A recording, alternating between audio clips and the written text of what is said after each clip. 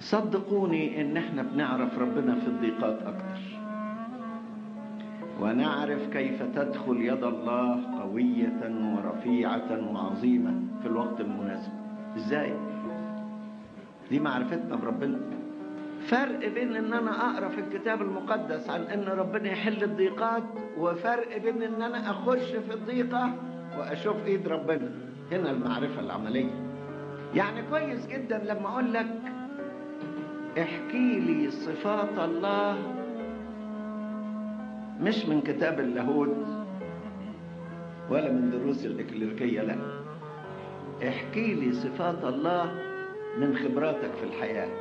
اهو ده درس، سؤال لو اسأله لكم واشوفوا ازاي تجاوبوه. احكي لي صفات. ممكن واحد يقول لك قول لي صفات الله، تقول له الأزلي الأبدي غير المحدود غير المدرك